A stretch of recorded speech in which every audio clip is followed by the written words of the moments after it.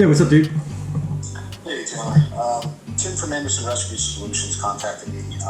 Wants to get a schedule so we can get together for some drinks. What do you think? Oh,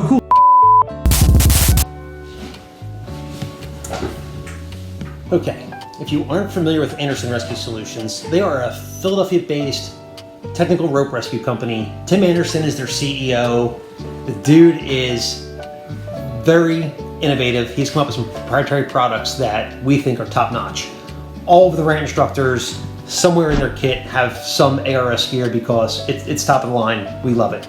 Now, the fact that ARS is reaching out to RANT to do a joint training day to try to bounce ideas off of each other and come up with some problems that maybe we can come up with solutions for is extremely humbling. One of the things about the RANT instructors is, number one, we are all tactical rappel masters and or rope rescue technicians, but two, we're forever students. We love learning all the time. We never stop. We think that's a trait that everyone should have, and we like seeing that in people. So the fact that we're going to hook up with Tim and Anderson Rescue Solutions, I think we're also going to reach out to Tom Worley over at CMCT, Operational Development Solutions, because this is going to be a really good training day, and Tom runs a tactical rappel master school as well as a whole bunch of other tactical programs as far as sniper work goes, survival work goes. This is right in his wheelhouse as well. So let's get this going.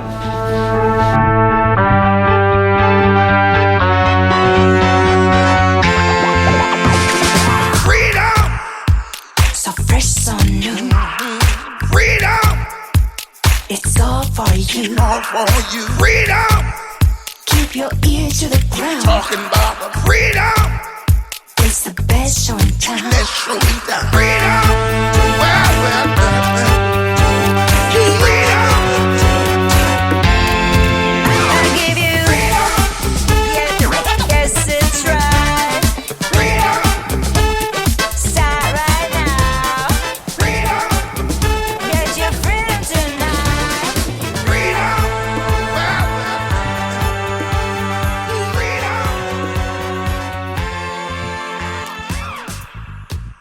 Everybody, young, old. It's a pretty decent anchor. If we had nothing else to go on, I'd be happy with it. I'd back it up with a meat anchor. But I've tried to split the other sides of this sheet metal. And again, one of the nice things is our load, like all this work anchoring and especially lowering, is about exploiting friction. So like if on a raise, friction is my enemy. On a lower or an anchor, friction is my friend. And because we have this little peak in the roof we're running over, we're not, if this was our only anchor, even that little peak is reducing load. So is this thing ideal? No, because that sheet metal is a little bit sketch, but would I jump off it if I had to? Yeah. So that's just backing up our primary. In an ideal world, you want your backup to be more substantial because it might take a shock if the primary fails. So we're just kind of working with what we're given here. So those are sort of the three components we have in our anchor system. Well, they're auto lock, and it's one of those things that, like, sure, it starts out that way, but then in the movement of work, things flip. There's a lot of like rules and stuff that people have kind of inappropriately beaten into people's heads for years that are just not reality based. Like, So safeties in general, there's a lot of debate in the rope world about whether or not they're necessary anyway.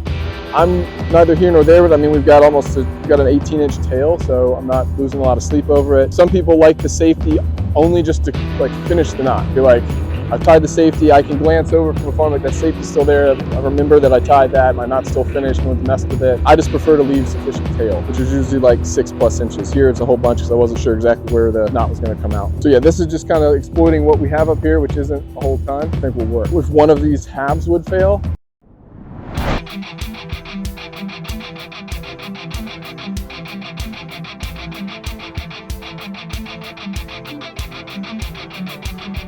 all right, so a couple thoughts on hauling systems here, because we're going to talk about a raise. We have a low point edge, so it's like low point versus high point. Something if you have a high point, that makes your life easy because then you can get high enough to just walk on.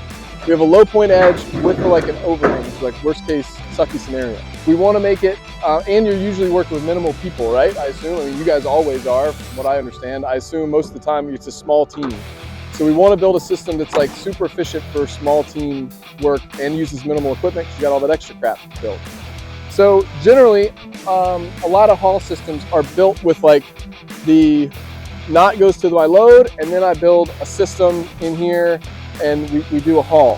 What I want to pitch to you today is we're going to do what's called a drop loop. So instead of hauling the one strand, we're going to start with a loop down.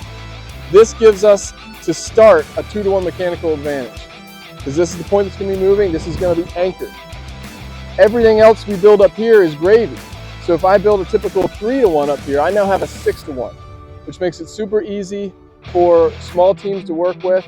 The other thing that's super clutch with what we're going to do is that when I use a drop loop, when I do a drop loop, just hold the end of that for me there. Only one of them moves.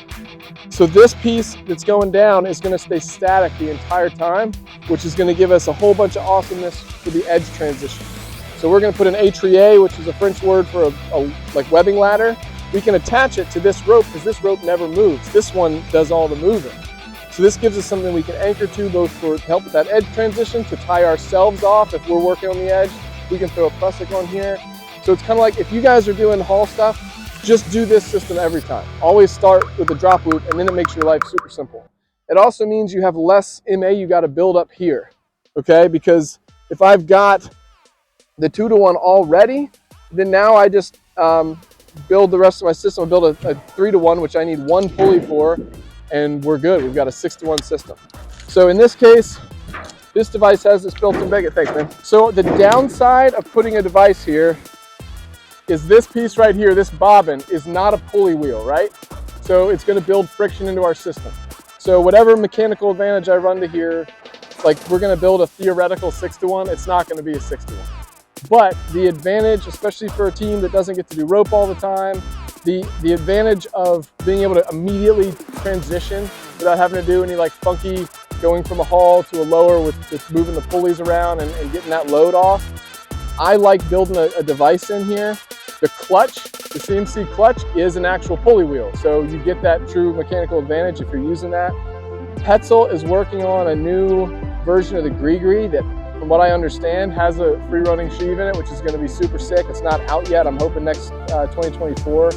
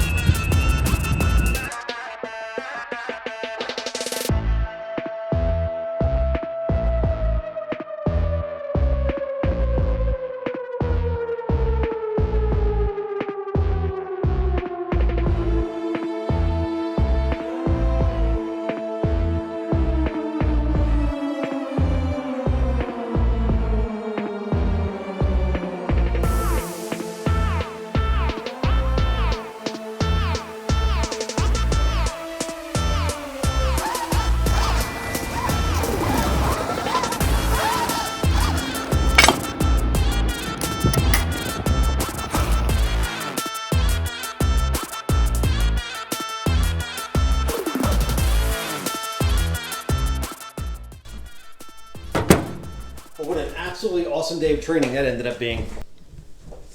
Whew, it was hot out there today. Just to give you guys a little recap on what happened. Tried to film as much as we could, but just so you understand what was going on. Each of us, as far as the companies went and individuals, came up with a problem and said, okay, whether it's something to do with ingress, egress, patient extraction, anything along those lines, come up with a problem, we developed a solution, and then we executed it to test it. And it was incredible. Working with Tim from ARS, Tommy from CMCT, being able to come up with stuff on the fly and have it work incredibly well is just amazing. These guys are at the top of their game operationally.